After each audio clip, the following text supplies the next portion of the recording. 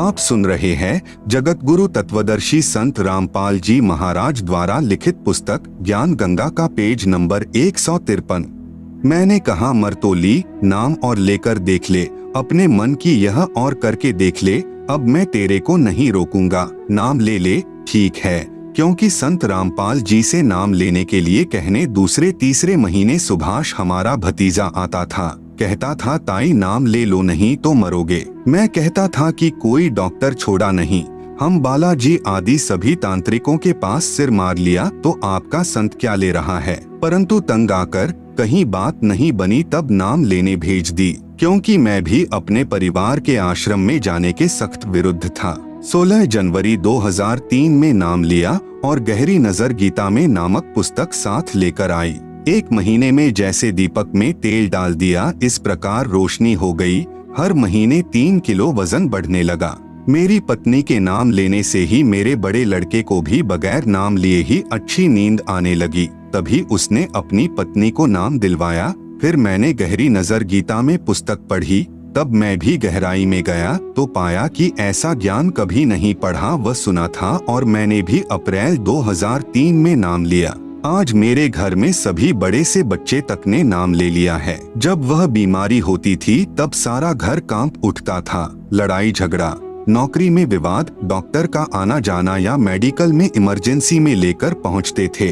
आज हमारा घर स्वर्ग के समान है और सतलोक जाने की इच्छा है। 1 महीना पहले स्वपन में परमेश्वर कबीर साहेब जी गुड़गांव सेक्टर 57 में प्लॉट बुक कर गए। जब द्रा निकला तो वही प्लॉट नंबर मिला जो स्वपन में कबीर परमेश्वर ने बताया था।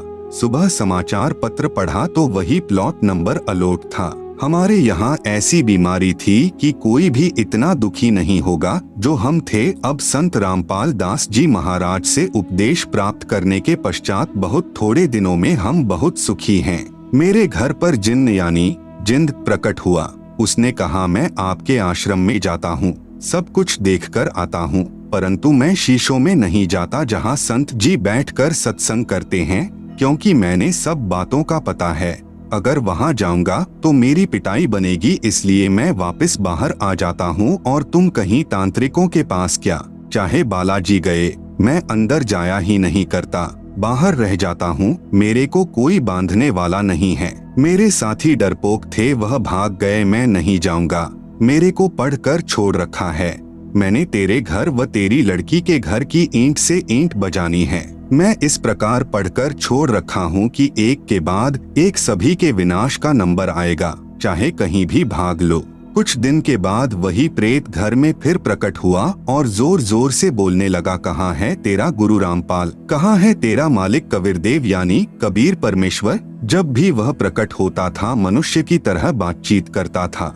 आप सुन रहे हैं जगत गुरु तत्वदर्शी संत रामपाल जी महाराज द्वारा लिखित पुस्तक ज्ञान गंगा का पेज नंबर 154। तभी मेरी पत्नी हमारे घर पर बने पूजा स्थल पर चली गई और दंडवत प्रणाम किया। तभी जिंद यानी प्रेत की पिटाई आरंभ हो गई और कहने लगा, क्या पिटाई करते हो, इन दीवारों को अब गिरा दूंगा। उसकी अच्छी पिटाई हुई। वो कहने लगा, हाय ये तो दीवार नहीं लोहे का जाल है, सरिये हैं। ये मालिक रामपाल जी कहाँ से आ गए, ये तो बरवाला सत्संग करने गए हुए थे।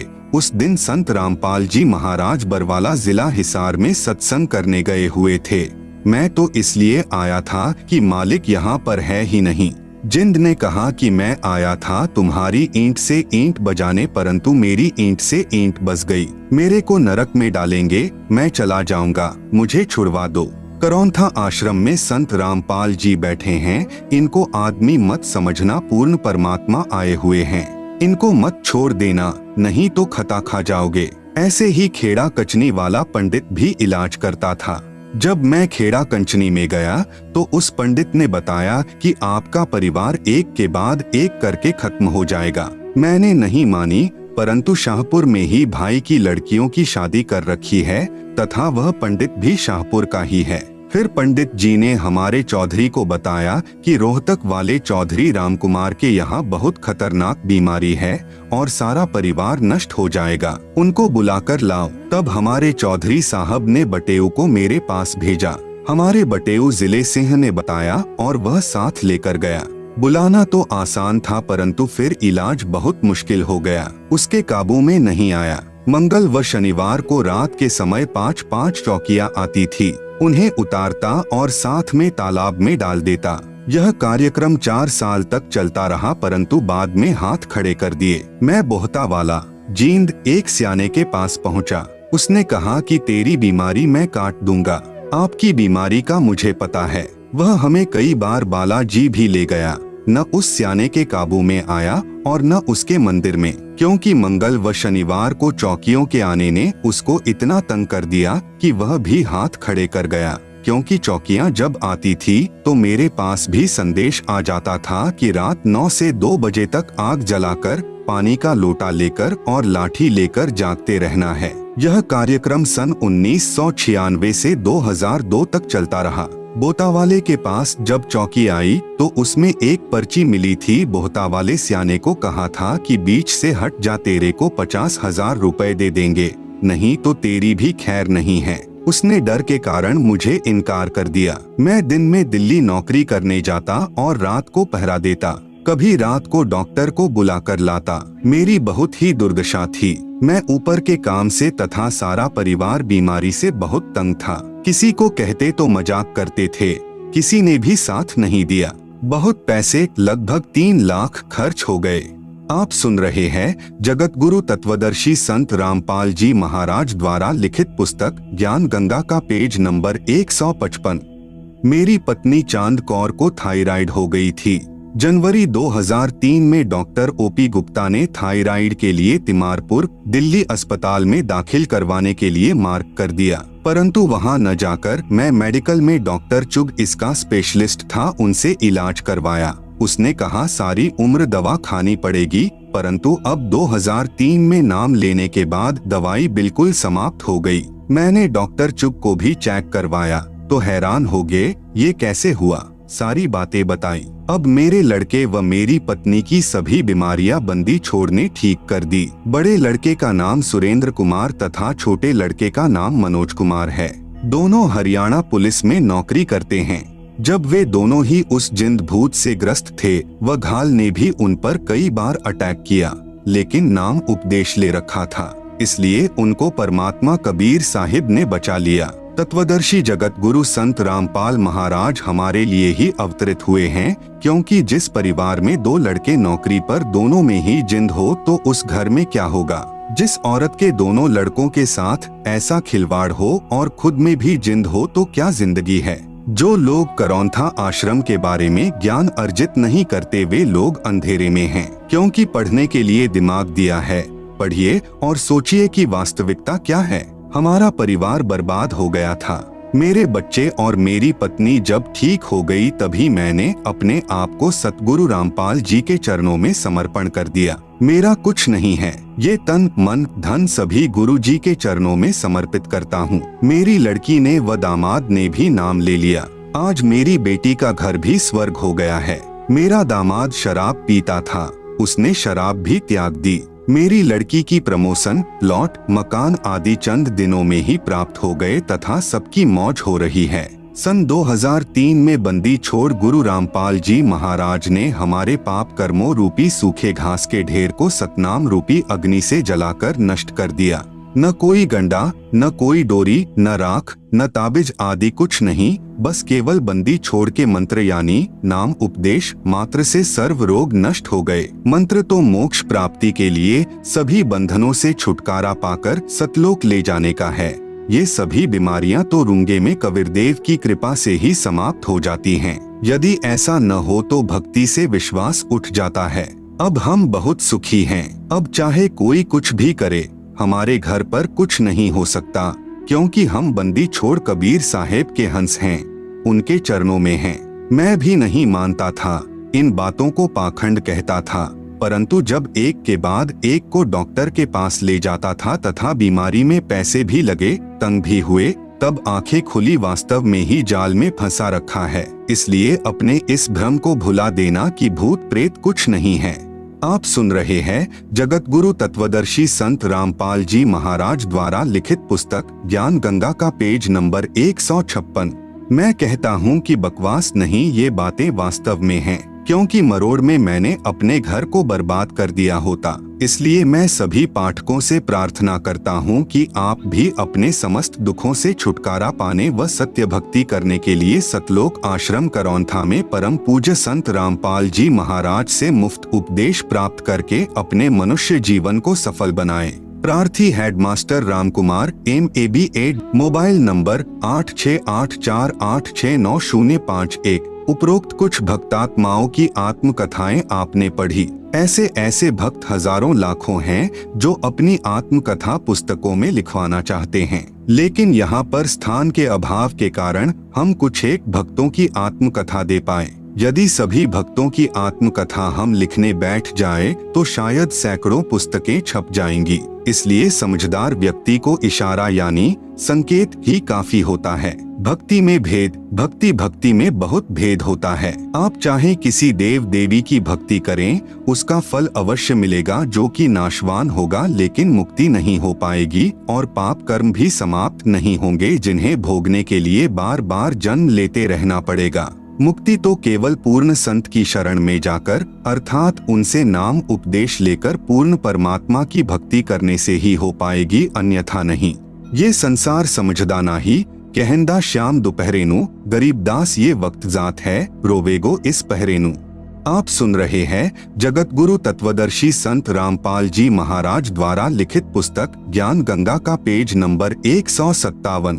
कबीर साहेब जी की काल से वार्ता। जब परमेश्वर ने सर्व ब्रह्मांडों की रचना की और अपने लोक में विश्राम करने लगे, उसके बाद हम सभी काल के ब्रह्मांड में रहकर अपना किया हुआ कर्मदंड भोगने लगे और बहुत दुखी रहने लगे, सुख व शांति की खोज में भटकने लगे और हमें अपने निज घर सतलोक की याद सताने लगी तथा वहां जाने के लिए भक्ति प्रारंभ की। किसी ने चारों वेदों को कंठस्थ किया तो कोई उग्र तप करने लगा और हवन यज्ञ ध्यान समाधि आदि क्रियाएं प्रारंभ की, लेकिन अपने निज घर सतलोक नहीं जा सके, क्योंकि उपरोक्त क्रियाएं करने से अगले जन्मों में अच्छे समृद्ध जीवन को प्राप्त होकर जैसे राजा महाराजा, बड़ा व्यापारी, अधिकारी, देव महादेव, स्वर्ग महास्वर्ग आदि वापस 184 भोगने लगे। बहुत परेशान रहने लगे और परमपिता परमेश्वर से प्रार्थना करने लगे कि हे दयालु, हमें निज घर का रास्ता दिखाओ।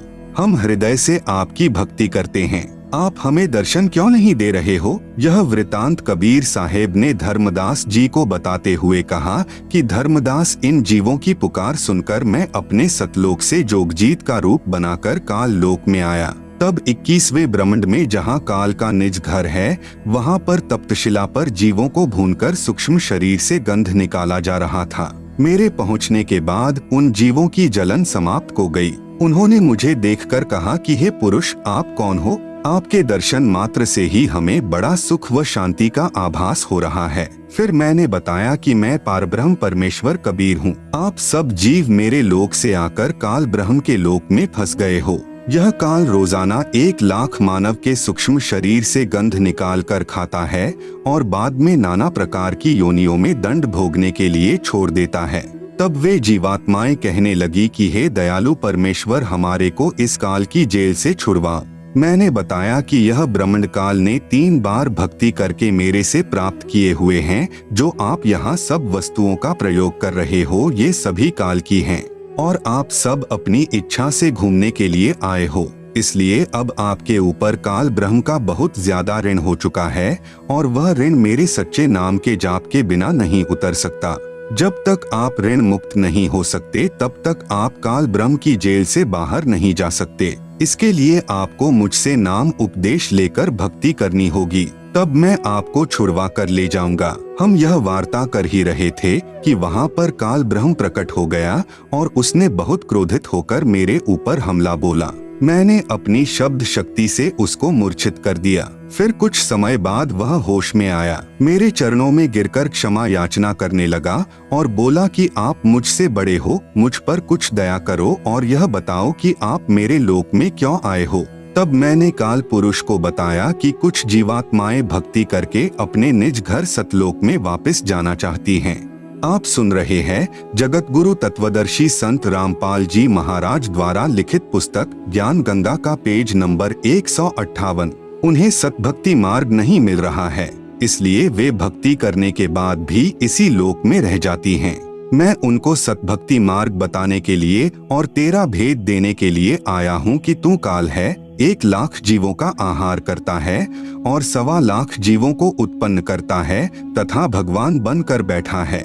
मैं इनको बताऊंगा कि तुम जिसकी भक्ति करते हो वह भगवान नहीं, काल है। इतना सुनते ही काल बोला कि यदि सब जीव वापस चले गए तो मेरे भोजन का क्या होगा? मैं भूखा मर जाऊंगा। आपसे मेरी प्रार्थना है कि 3 युगों में जीव कम संख्या में ले जाना और सबको मेरा भेद मत देना कि मैं काल हूँ, सबको खाता हूँ। जब कलयुग आए तो चाहे जितने जीवों को ले जाना। ये वचन काल ने मुझसे प्राप्त कर लिए। कबीर साहेब ने धर्मदास को आगे बताते हुए कहा कि सतयुग, त्रेतायुग, द्वापर युग में भी मैं आया था और बहुत जीवों को सतलोक लेकर गया, लेकिन इसका भेद नहीं बताया। अब मैं कलयुग में आया हूँ और काल से मेरी वार्ता हुई है। काल ब्रह्म ने मुझसे कहा कि अब आप चाहे जितना जोर लगा लेना, आपकी बात कोई नहीं सुनेगा। प्रथम तो मैंने जीव को भक्ति के लायक ही नहीं छोड़ा है। उनमें बीड़ी, सिगरेट, शराब, मांस आदि दुर्व्यसन की आदत डालकर इनकी वृत्ति को बिगाड़ दिया है। नाना प्रकार की पाखंड पूजा में जीवात्माओं को लगा दिया है। दूसरी बात यह होगी कि जब आप अपना ज्ञान देकर वापस अपने लोक में चले जाओगे तब मैं यानी काल अपने दूत भेजकर आपके पंथ से मिलते जुलते 12 पंथ चलाकर जीवों को भ्रमित कर दूंगा। महिमा सतलोक की बताएंगे, आपका ज्ञान कथेंगे, लेकिन नाम जाप मेरा करेंगे, जिसके परिणाम स्वरूप मेरा ही भोजन बनेंगे। यह बात सुनकर कबीर साहेब ने कहा कि आप अपनी कोशिश करना, मैं सतमार्ग बताकर ही वापस जाऊंगा और जो मेरा ज्ञान सुन लेगा वह तेरे बहकावे में कभी नहीं आएगा। सतगुरु कबीर साहेब ने कहा कि हे निरंजन, यदि मैं चाहूँ तो तेरे सारे खेल को क्षण भर में समाप्त कर सकता हूँ, परंतु ऐसा करने से मेरा वचन भंग होता है। यह सोचकर मैं अपने प्यारे हंसों को यथार्थ ज्ञान देकर शब्द का बल प्रदान करके सतलोक ले जाऊंगा और कहा कि सुनो धर्मराया, हम संखो हंसा पद पर साया, जिन लीन्हा हमरा प्रवाना, सो हंसा हम किए अमाना। पवित्र कबीर सागर में जीवों को भूल भूलैया में डालने के लिए तथा अपनी भूख को मिटाने के लिए तरह तरह के तरीकों का वर्णन। 12 पंथ करूँ मैं साजा, नाम तुम्हारा ले करूँ आवाजा। 12 यम संसार पठो, नाम तुम्हारे पंथ चलै हो। प्रथम दूत मम प्रगटे जाई, पीछे अंश तुम्हारा आई। यही विधि जीवन को भ्रमाऊं, पुरुष नाम जीवन समझाऊं। 12 पंथ नाम जो लहे, सो हमरे मुख आन समय है। कहा तुम्हारा जीव नहीं माने, हमारी ओर हो बात बखाने। आप सुन रहे हैं जगत गुरु तत्वदर्शी संत रामपाल जी महाराज द्वारा लिखित पुस्तक ज्ञान गंगा का पेज नंबर 159। मैं दृढ़ फंदा रची बनाई, जामे जीव रहे उर्झाई। देवल देव पाषाण पूजाई, तीर्थ व्रत जप तप मन लाई। यज्ञ होम अरुनेम अचारा, और अनेक फंद में डारा। जो ज्ञानी जाओ संसारा, जीव न माने कहा तुम्हारा। सतगुरु वचन ज्ञानी कहे सुनो अन्यायी, काटो फंद जीव ले जाई। जेतिक फंद तुम रचे विचारी, सत्य शब्द तय सबे बिंडारी। जौन जीव हम शब्द दृढ़ावे, फंद तुम्हारा सकल मुकावे। चौका कर प्रवाना पाई, पुरुष नाम तिही देव चिन्हाई।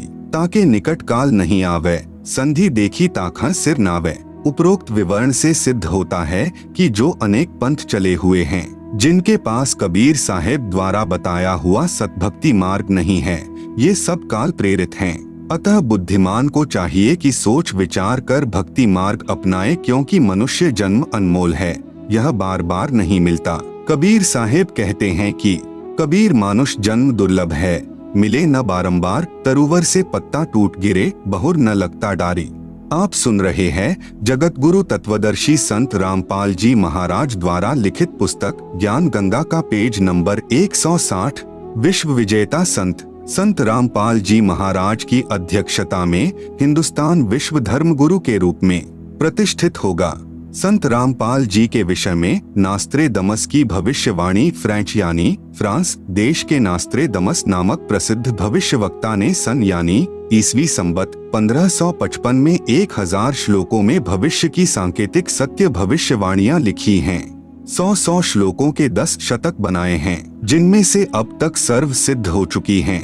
हिंदुस्तान में सत्य हो चुकी भविष्यवाणियों में से नंबर 1, भारत की प्रथम महिला प्रधानमंत्री बहुत प्रभावशाली व कुशल होगी। यह संकेत स्वर्गीय श्रीमती इंदिरा गांधी की ओर है तथा उनकी मृत्यु निकटतम रक्षक द्वारा होना लिखा था, जो सत्य हुई। नंबर 2, उसके पश्चात उन्हीं का पुत्र उनका उत्तराधिकारी होगा और वह बहुत कम समय तक राज्य करेगा तथा आकस्मिक मृत्यु को प्राप्त होगा, जो सत्य सिद्ध हुई। पूर्व प्रधानमंत्री स्वर्गीय श्री राजीव गांधी जी के विषय में। नंबर 3, संत रामपाल जी महाराज के विषय में भविष्यवाणी नास्त्रेदमस द्वारा जो विस्तार पूर्वक लिखी है।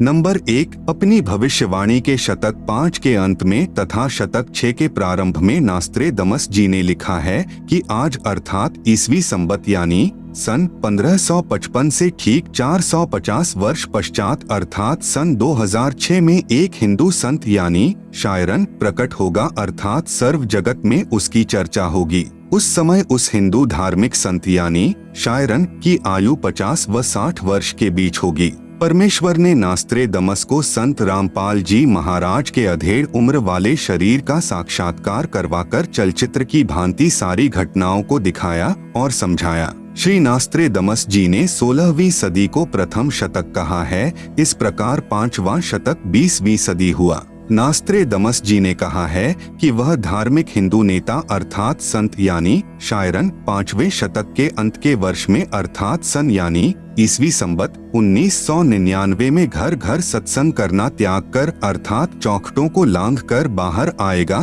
तथा अपने अनुयायियों को शास्त्र विधि अनुसार भक्ति मार्ग बताएगा। उस महान संत के बताए मार्ग से अनुयायियों को अद्वितीय आध्यात्मिक और भौतिक लाभ होगा। उस तत्वदृष्टा हिंदू संत के द्वारा बताए शास्त्र प्रमाणित तत्व ज्ञान को समझकर परमात्मा चाहने वाले श्रद्धालु ऐसे अचंभित होंगे जैसे कोई गहरी नींद से जागा हो। उस तत्वदृष्टा हिंदू संत द्वारा सन 1999 में चलाई आध्यात्मिक क्रांति ईसवी संबत 2006 तक चलेगी। तब तक बहुसंख्या में परमात्मा चाहने वाले भक्त तत्व ज्ञान समझकर अनुयायी बनकर सुखी हो चुके होंगे। उसके पश्चात उस स्थान की चौखट से भी बाहर लांघेगा। उसके पश्चात 2006 से स्वर्ण युग का प्रारंभ होगा। आप सुन रहे हैं जगत गुरु तत्वदर्शी संत रामपाल जी महाराज द्वारा लिखित पुस्तक ज्ञान गंगा का पेज नंबर 161।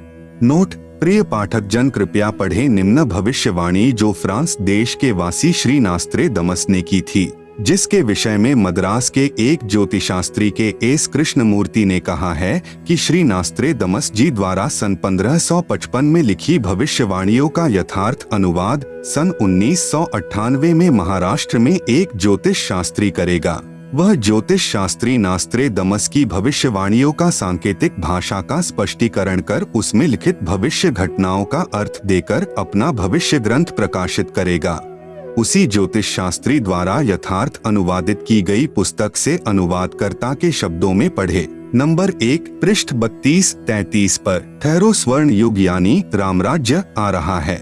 एक अधेड़ उम्र का औदार्य यानी उदार अजोड़ महासत्ता अधिकारी भारत ही नहीं सारी पृथ्वी पर स्वर्ण युग लाएगा और अपने सनातन धर्म का पुनरुत्थान करके यथार्थ भक्ति मार्ग बताकर सर्वश्रेष्ठ हिंदू राष्ट्र बनाएगा। तत्पश्चात ब्रह्मदेश पाकिस्तान, बांग्ला, श्रीलंका, नेपाल, तिब्बत यानी तिबेत, अफगानिस्तान, मलाया आदि देशों में वही सार्वभौम धार्मिक नेता होगा। सत्ताधारी चांडाल चौकड़ियों पर उसकी सत्ता होगी। वह नेता यानी शायरन दुनिया को अधाप मालूम होना है, बस देखते रहो। नंबर 2, पृष्ठ 40 पर फिर लिखा है ठहरो रामराज्य यानी स्वर्ण युग आ रहा है। जून ईसवी संबत 1999 से ईसवी संबत 2006 तक चलने वाली उत्क्रांति में स्वर्ण युग का उत्थान होगा। हिंदुस्तान में उद्यन होने वाला तारणहार शायरन दुनिया में सुख समृद्धि व शांति प्रदान करेगा। नास्त्रेदमस जी ने निसंदेह कहा है कि प्रकट होने वाला शायरन अभी ज्ञात नहीं है, लेकिन वह क्रिश्चियन अथवा मुसलमान हरगिज नहीं है, वह हिंदू ही होगा और मैं नास्त्रेदमस उसका अभी छाती ठोक कर गर्व करता हूँ, क्योंकि उस दिव्य स्वतंत्र सूर्य शायरन का उदय होते ही सारे पहले वाले विद्वान कहलाने वाले महान नेताओं को निष्प्रभ होकर उसके सामने नम्र बनना पड़ेगा। वह हिंदुस्तानी महान तत्वदृष्टा संत सभी को अभूतपूर्व राज्य प्रदान करेगा। वह समान कायदा, समान नियम बनाएगा। स्त्री पुरुष में, अमीर गरीब में, जाति और धर्म में कोई भेदभाव नहीं रखेगा, किसी पर अन्याय नहीं होने देगा। उस तत्वदर्शी संत का सर्व जनता विशेष सम्मान करेगी। माता पिता तो आदरणीय होते ही हैं, परंतु आध्यात्मिकता व पवित्रता के आधार पर उस शायरन यानी तत्वदर्शी संत का माता पिता से भी अलग श्रद्धा स्थान होगा। नास्त्रेदमस स्वयं जू वंश का था तथा फ्रांस देश का नागरिक था। उसने क्रिश्चियन धर्म स्वीकार कर रखा था। फिर भी नास्त्रेदमस ने निसंदेह कहा है कि प्रकट होने वाला शायरन केवल हिंदू ही होगा। नंबर 3, पृष्ठ 41 पर सभी को समान कायदा, नियम, अनुशासन पालन करवाकर सत्य पथ पर लाएगा। मैं यानी नास्त्रेदमस एक बात निर्विवाद सिद्ध करता हूँ, वह शायरन यानी धार्मिक नेता नया ज्ञान आविष्कार करेगा। वह सत्य मार्गदर्शन करवाने वाला तारणहार एशिया खंड में जिस देश के नाम महासागर यानी हिंद महासागर है, उसी नाम वाले यानी हिंदुस्तान देश में जन्म लेगा। आप सुन रहे हैं जगत गुरु तत्वदर्शी संत रामपाल जी महाराज द्वारा लिखित पुस्तक ज्ञान गंगा का पेज नंबर 162। वह ना क्रिश्चियन, ना मुसलमान, ना जू होगा, वह निसंदेह हिंदू होगा। अन्य भूतपूर्व धार्मिक नेताओं से महतर बुद्धिमान होगा और अजिंक्य होगा। नास्त्रेदमस भविष्यवाणी के शतक 6 श्लोक 70 में महत्वपूर्ण संकेत संदेश बता रहा है। उससे सभी प्रेम करेंगे, उसका बोल बाला रहेगा, उसका भय भी रहेगा, कोई भी अपकृत्य करना नहीं सोचेगा। उसका नाम व कीर्ति त्रिखंड में गुंजेगी, अर्थात आसमानों के पार उसकी महिमा का बोलबाला होगा। अब तक अज्ञान निंद्रा में गाढ़े सोए हुए समाज को तत्व ज्ञान की रोशनी से जगाएगा। सर्व मानव समाज हड़बड़ा कर जागेगा। उसके तत्व ज्ञान के आधार से भक्ति साधना करेगा। सर्व समाज से सत्य साधना करवाएगा, जिस कारण सर्व साधकों को अपने आदि अनादि स्थान यानी सत्यलोक में अपने पूर्वजों के पास ले जाकर वहां स्थायी स्थान प्राप्त करवाएगा यानी वारिस बनाएगा। इस क्रूर भूमि यानी काल लोक से मुक्त करवाएगा। यह शब्द बोल उठेगा।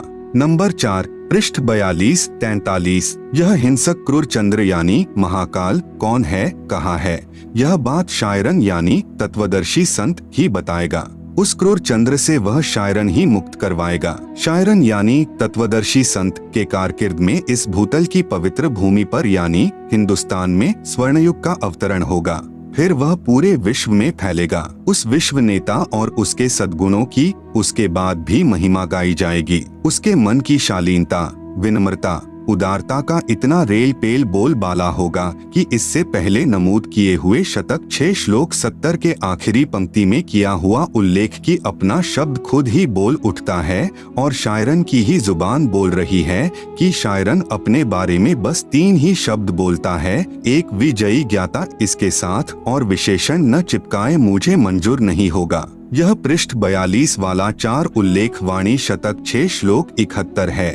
हिंदू शायरन अपने ज्ञान से दैदीप्यमान उत्तुंग ऊंचा स्वरूप का विधान यानी तत्व ज्ञान फिर से बिना शर्त उजागर करवाएगा। Sharon will be chief of the world, loved, feared and unchallenged और मानवीय संस्कृति निर्धोक संवारेगा, इसमें संदेह नहीं। अभी किसी को मालूम नहीं, लेकिन अपने समय पर जैसे नरसिंह अचानक प्रकट हुआ था, ऐसे ही वह विश्व महान नेता यानी ग्रेट शायरन अपने तर्कशुद्ध अचूक आध्यात्मिक ज्ञान और भक्ति तेज से विख्यात होगा। मैं यानी नास्त्रेदमस अचंभित हूँ। मैं ना उसके देश यानी जहाँ से अवतरित होगा अर्थात सतलोक देश को तथा ना उसको जानता हूँ, मैं उसे सामने देख भी रहा हूँ। उसकी महिमा का शब्दबद्ध में कोई मिसाल नहीं कर सकता। बस उसे ग्रेट शायरन यानी महान धार्मिक नेता कहता हूँ। अपने धर्म बंधुओं की सद्कालीन समस्या से दयनीय अवस्था से बेचैन होता हुआ, स्वतंत्र ज्ञान सूर्य का उदय करता हुआ, अपने भक्ति तेज से जग का तारणहार 5वें शतक यानी 20वीं सदी के अंतिम वर्ष में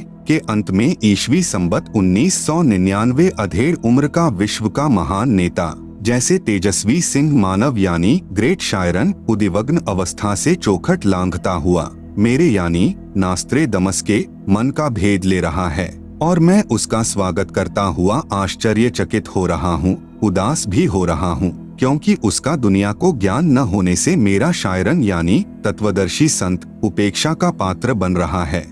आप सुन रहे हैं जगत गुरु तत्वदर्शी संत रामपाल जी महाराज द्वारा लिखित पुस्तक ज्ञान गंगा का पेज नंबर 163।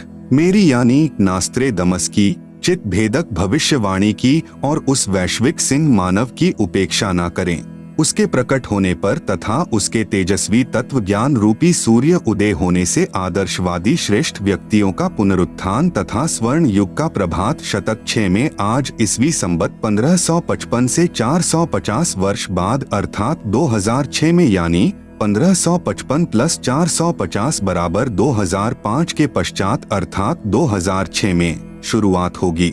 इस कृतार्थ शुरुआत का मैं यानी नास्त्रेदमस दृष्टा हो रहा हूँ। नंबर 5 पृष्ठ 44, 45, 46 नास्त्रेदमस शतक 1 श्लोक 50 में फिर प्रमाणित कर रहा है। 3 ओर से सागर से घिरे द्वीप यानी हिंदुस्तान देश में उस महान संत का जन्म होगा। उस समय तत्व ज्ञान के अभाव से अज्ञान अंधेरा होगा, नैतिकता का पतन होकर हाहाकार मचा होगा। वह शायरन यानी धार्मिक नेता गुरुवर अर्थात गुरुजी को वर यानी श्रेष्ठ मानकर अपनी साधना करेगा तथा करवाएगा। वह धार्मिक नेता यानी तत्वदर्शी संत अपने धर्म बल अर्थात भक्ति की शक्ति से तथा तत्व ज्ञान द्वारा सर्व राष्ट्रों को नतमस्तक करेगा। एशिया में उसे रोकना अर्थात उसके प्रचार में बाधा करना पागलपन होगा। शतक 1 श्लोक 50 नोट नास्त्रेदमस की भविष्यवाणी फ्रांस देश की भाषा में लिखी गई थी। बाद में एक पाल ब्रंटन नामक अंग्रेज ने इस नास्त्रेदमस की भविष्यवाणी सेंचुरी ग्रंथ को फ्रांस में कुछ वर्ष रहकर समझा, फिर इंग्लिश भाषा में लिखा। उसने गुरुवर शब्द को बृहस्पति गुरुवार अर्थात थर्सडे जानकर लिख दिया कि वह अपनी पूजा का आधार बृहस्पतिवार को बनाएगा। वास्तव में गुरुवर शब्द है जिसका अर्थ है सर्व गुरुओं में जो एक तत्वज्ञाता श्रेष्ठ है तथा गुरु को मुख्य मानकर साधना करना होता है। वेद भाषा में बृहस्पति का भावार्थ सर्वोच्च स्वामी अर्थात परमेश्वर, दूसरा अर्थ बृहस्पति का जगत गुरु भी होता है।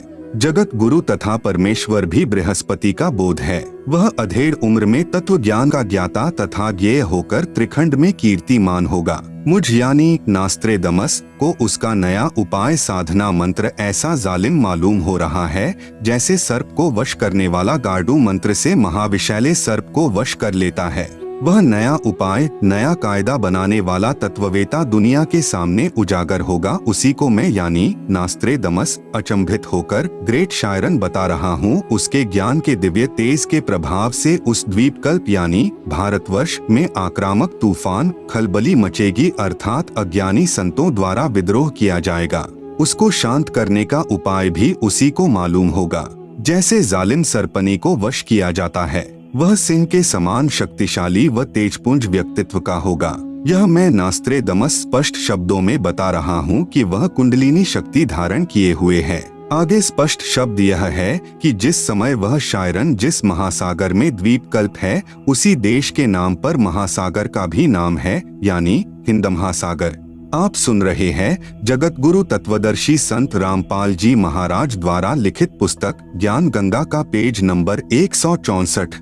विशेषता यह होगी कि उस देश की भुजंग सर्पिनी शक्ति यानी कुंडलनी शक्ति का पूर्ण परिचित प्रू मास्टर होगा। वह शायरन यानी महान धार्मिक नेता, उदारमत वाला, कृपालु, दयालु, दैदीप्यमान, सनातन साम्राज्य अधिकारी, आदि पुरुष यानी सत्य पुरुष का अनुयायी होगा। उसकी सत्ता सार्वभौम होगी। उसकी महिमा उपाय गुरु श्रद्धा, गुरु भक्ति अर्थात गुरु बिना कोई साधना सफल नहीं होती, इस सिद्धांत को दृढ़ करेगा। तत्व ज्ञान का सत्संग करके प्रथम अज्ञान निंद्रा में सोए अपने धर्म बंधुओं यानी हिंदुओं को जागृत करके अंधविश्वास के आधार पर साधना कर रहे श्रद्धालुओं को शास्त्र विधि रहित साधना का बुर्का फाड़कर गूढ़ गहरे ज्ञान यानी तत्व ज्ञान का प्रकाश करेगा। अपने सनातन धर्म का पालन करवाकर समृद्ध शांति का अधिकारी बनाएगा। तत्पश्चात उसका तत्व ज्ञान संपूर्ण विश्व में फैलेगा। उस यानी महान तत्वदर्शी संत के ज्ञान की कोई भी बराबरी नहीं कर सकेगा अर्थात उसका कोई भी सानी नहीं होगा। उसके गूढ़ ज्ञान यानी तत्व ज्ञान के सामने सूर्य का तेज भी कम पड़ेगा। इसलिए मैं यानी नास्त्रेदमस वैश्विक सिंह महामानव इतना महान होगा कि मैं उसकी महिमा को शब्दों में नहीं बांध पाऊंगा। मैं यानी नास्त्रेदमस उस ग्रेट शायरन को देख रहा हूँ। उपरोक्त विवरण का भावार्थ है कि उस विश्व नेता को 50 वर्ष की आयु में तत्व ज्ञान शास्त्रों में प्रमाणित होगा। अर्थात वह 50 वर्ष की आयु में सन 2001 में सर्व धर्मों के शास्त्रों को पढ़कर उनका ज्ञाता यानी तत्वज्ञानी होगा तथा उसके पश्चात उस तत्व ज्ञान का ज्ञेय यानी जानने योग्य परमेश्वर का ज्ञान अन्य को प्रदान करने वाला होगा तथा उसका आध्यात्मिक जन्म अमावस्या को होगा। उस समय उसकी आयु तरुण अर्थात 16, 20, 25 वर्ष की नहीं होगी, वह प्रौढ़ होगा तथा जब वह प्रसिद्ध होगा तब उसकी आयु 50 से 60 साल के मध्य होगी। नंबर 6, पृष्ठ 46-47। नास्त्रेदमस कहता है कि निसंदेह विश्व में श्रेष्ठ तत्वज्ञाता यानी ग्रेट शायरन के विषय में मेरी भविष्यवाणी के शब्दा शब्द को किसी नेताओं पर जोड़कर तर्क वितर्क करके देखेंगे तो कोई भी खरा नहीं उतरेगा। मैं यानी नास्त्रेदमस छाती ठोक कर शब्दा शब्द कह रहा हूँ। मेरा शायरन का कर्तृत्व और उसका गूढ़ गहरा ज्ञान यानी तत्वज्ञान ही सर्व की खाल उतारेगा। बस 2006 साल आने दो। इस विधान का एक एक शब्द खरा खरा समर्थन शायरन ही देगा। नंबर 7, पृष्ठ 52। नास्त्रेदमस ने अपनी भविष्यवाणी में कहा है कि 21वीं सदी के प्रारंभ में दुनिया के क्षितिज पर शायरन का उदय होगा। जो भी बदलाव होगा वह मेरी यानी नास्त्रेदमस की इच्छा से नहीं बल्कि शायरन की आज्ञा से, नीति की इच्छा से सारा बदलाव होगा ही होगा। उसमें से नया बदलाव मतलब हिंदुस्तान सर्वश्रेष्ठ राष्ट्र होगा। कई सदियों से ना देखा ऐसा हिंदुओं का सुख साम्राज्य दृष्टिगोचर होगा। उस देश में पैदा हुआ धार्मिक संत ही तत्वदृष्टा तथा जग का तारणहार जगत जेता होगा। आप सुन रहे हैं जगत गुरु तत्वदर्शी संत रामपाल जी महाराज द्वारा लिखित पुस्तक ज्ञान गंगा का पेज नंबर 165। एशिया खंडों में रामायण, महाभारत आदि का ज्ञान जो हिंदुओं में प्रचलित है उससे भी भिन्न आगे का ज्ञान उस तत्वदर्शी संत का होगा। वह सत्पुरुष का अनुयायी होगा। वह एक अद्वितीय संत होगा। नंबर 8, पृष्ठ 74। बहुत सारे संत नेता आएंगे और जाएंगे, सर्व परमात्मा के द्रोही तथा अभिमानी होंगे। मुझे यानी नास्त्रेदमस को आंतरिक साक्षात्कार उस शायरन का हुआ है। नास्त्रेदमस ने कहा है कि उस महान हिंदू धार्मिक नेता को न पहचानकर उस पर राष्ट्रद्रोह का भी आरोप लगाया जाएगा। मुझे यानी नास्त्रेदमस को दुख है कि वह महान धार्मिक नेता यानी शायरन उपेक्षा का पात्र बनाया जाएगा, परंतु हिंदुस्तान का हिंदू संत आगामी अंधकारी यानी भक्ति ज्ञान के अभाव से अंधे, प्रलयकारी यानी स्वार्थवश भाई भाई को मार रहा है, बेटा बाप से विमुख है, हिंदू हिंदू का शत्रु, मुसलमान मुसलमान का दुश्मन बना है, धुंधुकारी यानी माया की दौड़ में बेसब्रे समाज, जगत को नया प्रकाश देने वाला सर्वश्रेष्ठ जगतजेता धार्मिक विश्व नेता की अपनी उदासी के सिवा कोई अभिलाषा नहीं होगी, अर्थात मानव उद्धार के लिए चिंता के अतिरिक्त कुछ भी स्वार्थ नहीं होगा, न अभिमान होगा। यह मेरी भविष्यवाणी की गौरव की बात होगी कि वास्तव में वह तत्वदर्शी संत संसार में अवश्य प्रसिद्ध होगा। उसके द्वारा बताया ज्ञान सदियों तक छाया रहेगा। वह संत आधुनिक वैज्ञानिकों की आंखें चकाचौंध करेगा, ऐसे आध्यात्मिक चमत्कार करेगा कि वैज्ञानिक भी आश्चर्य में पड़ जाएंगे। उसका सर्व ज्ञान शास्त्र प्रमाणित होगा। मैं यानी नास्त्रेदमस कहता हूँ कि बुद्धिवादी व्यक्ति उसकी उपेक्षा न करें, उसे छोटा ज्ञानदीप न समझें। उस तत्ववेता महामानव यानी शायरन को सिंहासनस्थ करके यानी आसन पर बैठाकर उसको आराध्य देव मानकर पूजा करें। वह आदि पुरुष यानी सत्पुरुष का अनुयायी दुनिया का तारणहार होगा। संत रामपाल जी महाराज के समर्थन में अन्य भविष्यवक्ताओं की भविष्यवाणियां। नंबर 1, इंग्लैंड के ज्योतिषी कीरो ने सन 1925 में लिखी पुस्तक में भविष्यवाणी की है। 20वीं सदी अर्थात सन 2000 ईस्वी के उत्तरार्ध में यानी सन 1950 के पश्चात उत्पन्न संत ही विश्व में एक नई सभ्यता लाएगा जो संपूर्ण विश्व में फैल जाएगी। भारत का वह एक व्यक्ति सारे संसार में ज्ञान क्रांति ला देगा। नंबर 2, भविष्यवक्ता श्री वेजिलेटिन के अनुसार 20वीं सदी के उत्तरार्ध में विश्व में आपसी प्रेम का अभाव, मानवता का ह्रास, माया संग्रह की दौड़, लूट व राजनेताओं का अन्यायी हो जाना आदि आदि बहुत से उत्पात देखने को मिलेंगे, परंतु भारत से उत्पन्न हुई शांति भ्रातृत्व भाव पर आधारित नई सभ्यता संसार में देश, प्रांत और जाति की सीमाएं तोड़कर विश्व भर में अमन व चैन उत्पन्न करेगी। नंबर 3, अमेरिका की महिला भविष्यवक्ता जीन डिक्सन के अनुसार 20वीं सदी के अंत से पहले विश्व में एक घोर हाहाकार तथा मानवता का सहार होगा। वैचारिक युद्ध के बाद आध्यात्मिकता पर आधारित एक नई सभ्यता संभवतः भारत के ग्रामीण परिवार के व्यक्ति के नेतृत्व में जमेगी और संसार से युद्ध को सदा सदा के लिए विदा कर देगी। आप सुन रहे हैं जगत गुरु तत्वदर्शी संत रामपाल जी महाराज द्वारा लिखित पुस्तक ज्ञान गंगा का पेज नंबर 166।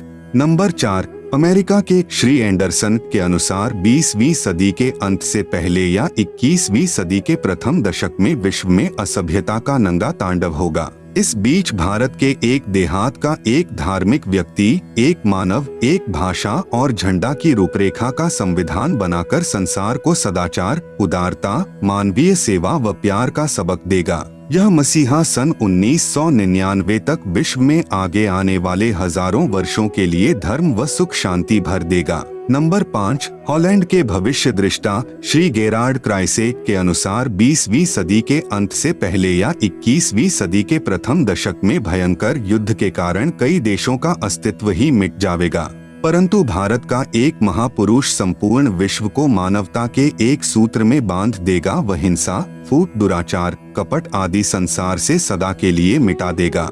नंबर 6। अमेरिका के भविष्यवक्ता श्री चार्ल्स क्लार्क के अनुसार 20वीं सदी के अंत से पहले एक देश विज्ञान की उन्नति में सब देशों को पछाड़ देगा, परंतु भारत की प्रतिष्ठा विशेषकर इसके धर्म और दर्शन से होगी, जिसे पूरा विश्व अपना लेगा।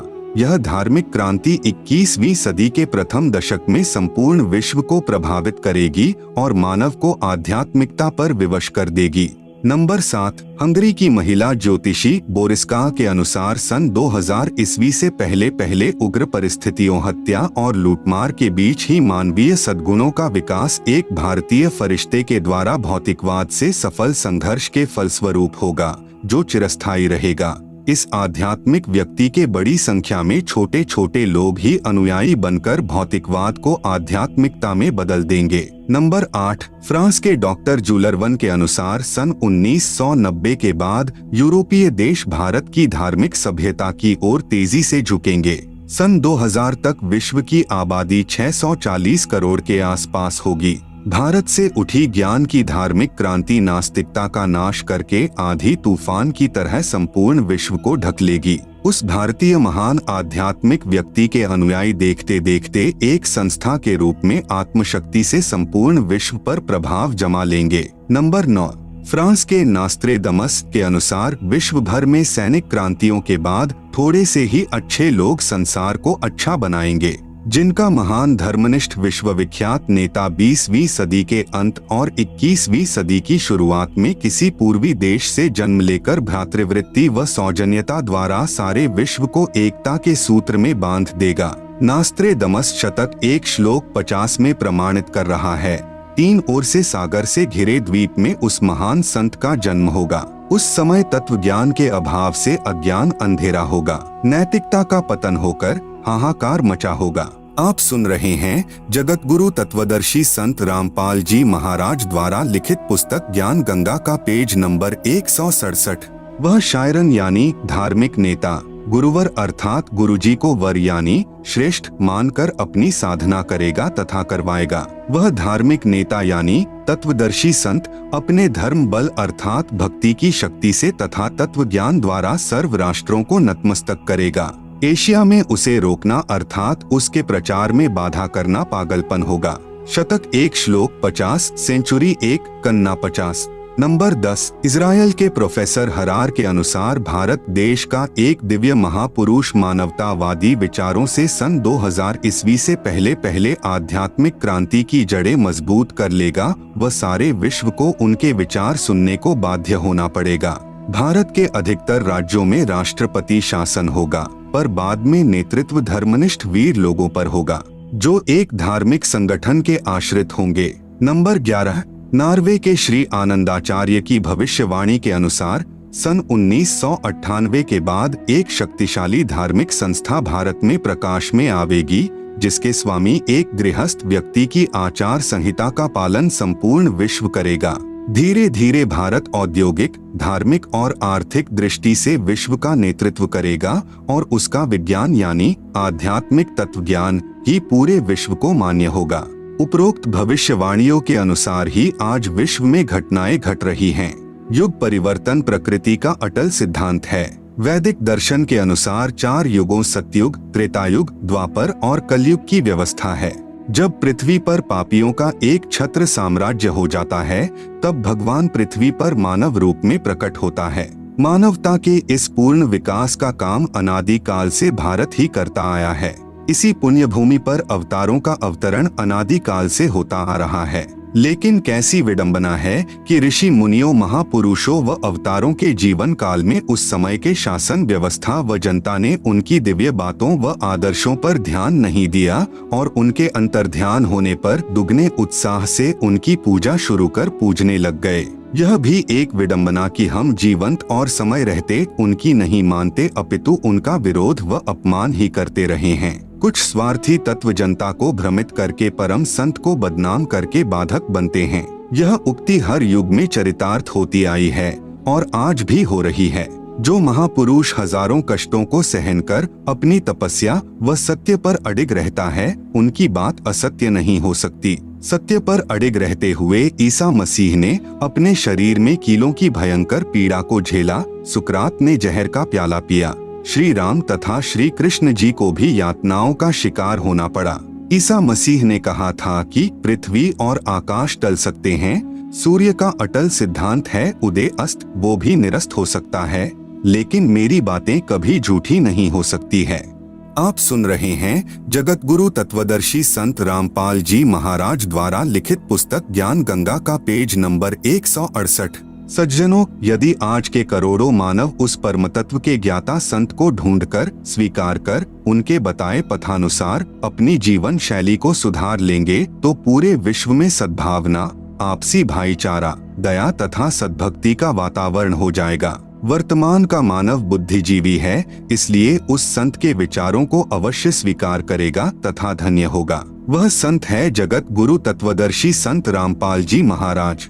कृपया पढ़े संत रामपाल जी महाराज की संक्षिप्त जीवनी जो सर्व भविष्यवाणियों पर खरी उतर रही है। संत रामपाल जी महाराज का संक्षिप्त परिचय।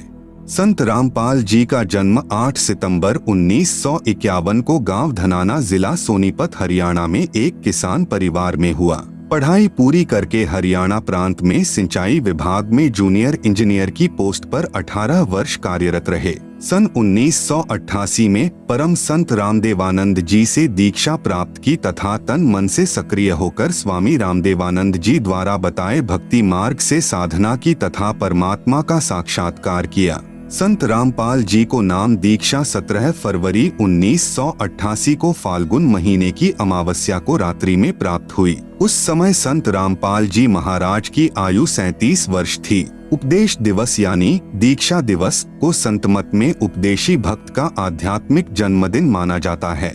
उपरोक्त विवरण श्री नास्त्रे दमस जी की उस भविष्यवाणी से पूर्ण मेल खाता है जो पृष्ठ संख्या 44-45 पर लिखी है। जिस समय उस तत्वदृष्टा शायरन का आध्यात्मिक जन्म होगा, उस दिन अंधेरी अमावस्या होगी। उस समय उस विश्व नेता की आयु 16, 20, 25 वर्ष नहीं होगी। वह तरुण नहीं होगा, बल्कि वह प्रौढ़ होगा और वह 50 और 60 वर्ष के बीच की उम्र में संसार में प्रसिद्ध होगा। वह सन 2006 होगा। सन 1993 में स्वामी रामदेवानंद जी महाराज ने आपको सत्संग करने की आज्ञा दी तथा सन 1994 में नामदान करने की आज्ञा प्रदान की। भक्ति मार्ग में लीन होने के कारण जूनियर इंजीनियर की पोस्ट से त्यागपत्र दे दिया, जो हरियाणा सरकार द्वारा 16/5/2000 को पत्र क्रमांक 3492-3500 तिथि 16/5/2000 के तहत स्वीकृत है। सन 1994 से 1998 तक संत रामपाल जी महाराज ने घर घर, गांव गांव, नगर नगर में जाकर सत्संग किया। बहुसंख्या में अनुयायी हो गए। साथ साथ ज्ञानहीन संतों का विरोध भी बढ़ता गया। सन 1999 में गांव करौंथा जिला रोहतक यानी हरियाणा में सतलोक आश्रम करौंथा की स्थापना की तथा 1 जून 1999 से 7 जून 1999 तक परमेश्वर कबीर जी के प्रकट दिवस पर 7 दिवसीय विशाल सत्संग का आयोजन करके आश्रम का प्रारंभ किया तथा महीने की प्रत्येक पूर्णिमा को 3 दिन का सत्संग प्रारंभ किया।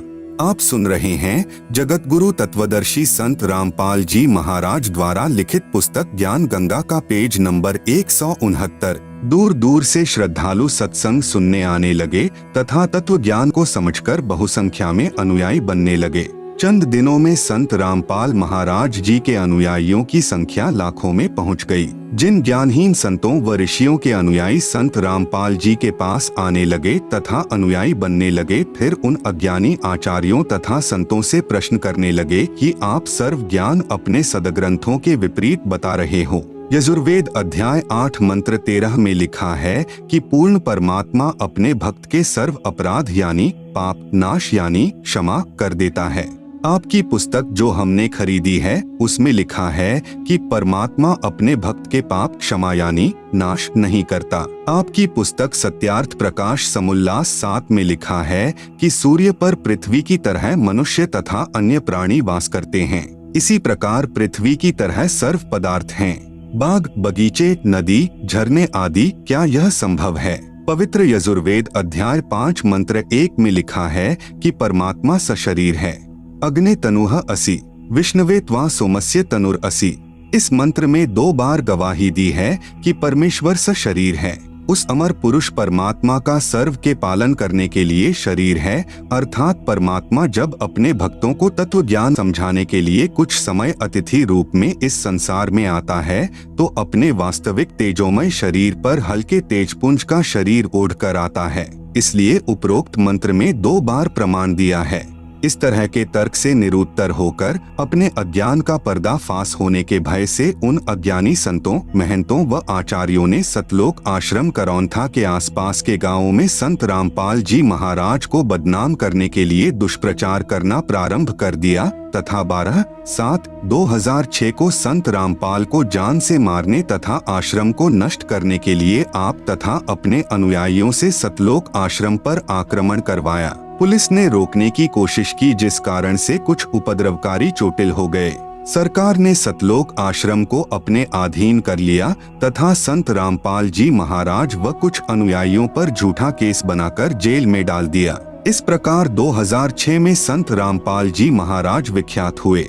भले ही अनजानों ने झूठे आरोप लगाकर संत को प्रसिद्ध किया, परंतु संत निर्दोष है। प्रिय पाठकों, नास्त्रेदमस की भविष्यवाणी को पढ़कर सोचेंगे कि संत रामपाल जी को इतना बदनाम कर दिया है, कैसे संभव होगा कि विश्व को ज्ञान प्रचार करेगा। उनसे प्रार्थना है कि परमात्मा पल में परिस्थिति बदल सकता है। कबीर साहेब से सब होत है, बंदे से कछु नाही, राई से पर्वत करे, पर्वत से फिर राई।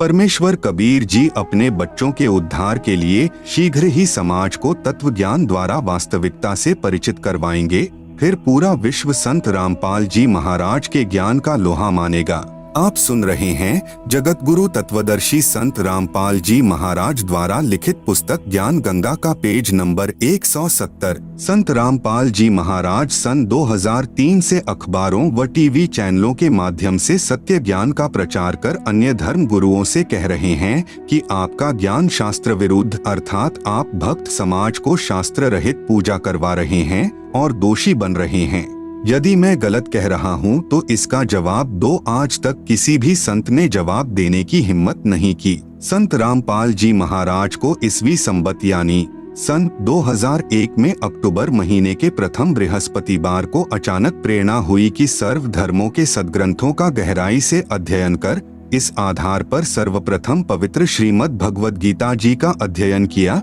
तथा पुस्तक गहरी नजर गीता में की रचना की तथा उसी आधार पर सर्वप्रथम राजस्थान प्रांत के जोधपुर शहर में मार्च 2002 में सत्संग प्रारंभ किया। इसलिए नास्त्रेदमस जी ने कहा है कि विश्व धार्मिक हिंदू संत यानी शायरन 50 वर्ष की आयु में अर्थात 2001 ज्ञाता होकर प्रचार करेगा। संत रामपाल जी महाराज का जन्म पवित्र हिंदू धर्म में सन यानी ईस्वी संवत 1951 में 8 सितंबर को गांव धनाना जिला सोनीपत प्रांत हरियाणा भारत में एक किसान परिवार में हुआ। इस प्रकार सन 2001 में संत रामपाल जी महाराज की आयु 50 वर्ष बनती है। सो नास्त्रेदमस के अनुसार खरी है, इसलिए वह विश्व धार्मिक नेता संत रामपाल जी महाराज ही हैं, जिनकी अध्यक्षता में भारतवर्ष पूरे विश्व पर राज्य करेगा। पूरे विश्व में एक ही ज्ञान भक्ति मार्ग चलेगा, एक ही कानून होगा, कोई दुखी नहीं रहेगा, विश्व में पूर्ण शांति होगी। जो विरोध करेंगे अंत में वे भी पश्चाताप करेंगे तथा तत्व ज्ञान को स्वीकार करने पर विवश होंगे और सर्व मानव समाज मानव धर्म का पालन करेगा और पूर्ण मोक्ष प्राप्त करके सतलोक जाएंगे। जिस तत्व ज्ञान के विषय में नास्त्रेदमस जी ने अपनी भविष्यवाणी में उल्लेख किया है कि उस विश्व विजेता संत के द्वारा बताए शास्त्र प्रमाणित तत्व ज्ञान के सामने पूर्व के सर्व संत निष्प्रभ यानी असफल हो जाएंगे तथा सर्व को नम्र होकर झुकना पड़ेगा। उसी के विषय में परमेश्वर कबीर बंदी छोड़ जी ने अपनी अमृत वाणी में पवित्र कबीर सागर ग्रंथ में, जो संत धर्मदास जी द्वारा लगभग 550 वर्ष पूर्व लिपिबद्ध किया गया है, कहा है कि एक समय आएगा जब पूरे विश्व में मेरा ही ज्ञान चलेगा, पूरा विश्व शांति पूर्वक भक्ति करेगा, आपस में विशेष प्रेम होगा, सतयुग जैसा समय यानी स्वर्ण युग होगा। परमेश्वर कबीर बंदी छोड़ द्वारा बताए ज्ञान को संत रामपाल जी महाराज ने समझा है। इसी ज्ञान के विषय में कबीर साहेब जी ने अपनी वाणी में कहा है कि कबीर और ज्ञान सब ज्ञान अड़ी, कबीर ज्ञान सो ज्ञान, जैसे गोला तोप का करता चले मैदान। भावार्थ है कि यह तत्व ज्ञान इतना प्रबल है कि इसके समक्ष अन्य संतों व ऋषियों का ज्ञान टिक नहीं पाएगा। जैसे तोप यंत्र का गोला जहाँ भी गिरता है वहाँ पर सर्व किलों तक को ढहाकर साफ मैदान बना देता है। आप सुन रहे हैं जगत गुरु तत्वदर्शी संत रामपाल जी महाराज द्वारा लिखित पुस्तक ज्ञान गंगा का पेज नंबर 171। यही प्रमाण संत गरीबदास जी छुड़ानी जिला झज्जर हरियाणा वाले ने दिया है कि सतगुरु यानी तत्वदर्शी संत परमेश्वर कबीर बंदी छोड़ का भेजा हुआ दिल्ली मंडल में आएगा।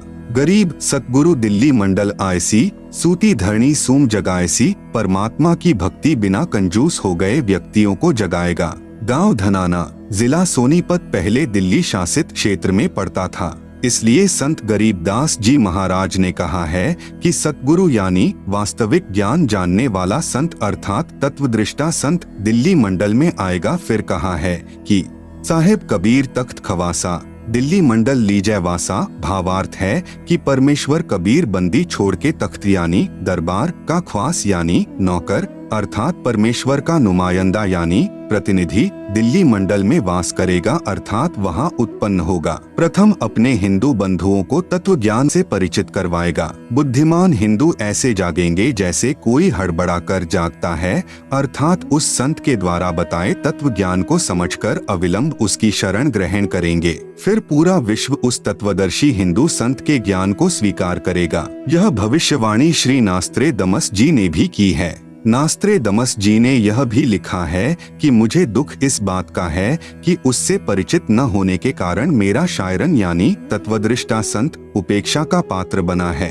हे बुद्धिमान मानव, उसकी उपेक्षा ना करो, वह तो सिंहासनस्थ करके यानी आसन पर बैठाकर आराध्य देव यानी इष्ट देव रूप में मान करने योग्य है। वह हिंदू धार्मिक संत शायरन आदि पुरुष यानी पूर्ण परमात्मा का अनुयायी जगत का तारणहार है। नास्त्रेदमस जी भविष्य वक्ता ने पुस्तक पृष्ठ 41-42 पर 3 शब्द का उल्लेख किया है।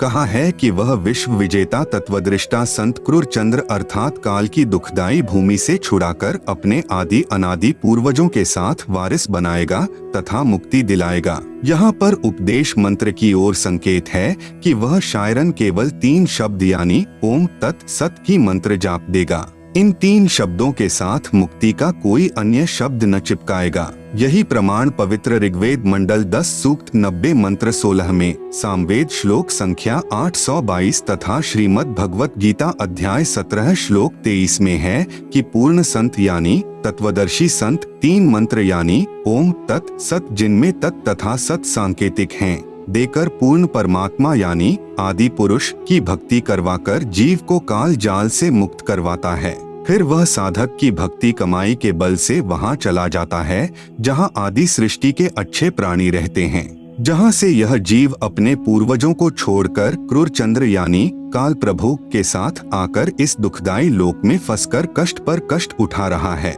नास्त्रेदमस जी ने यह भी स्पष्ट किया है कि मध्यकाल अर्थात पिछली पीढ़ी हिंदू धर्म का आदर्श जीवन जिएंगे।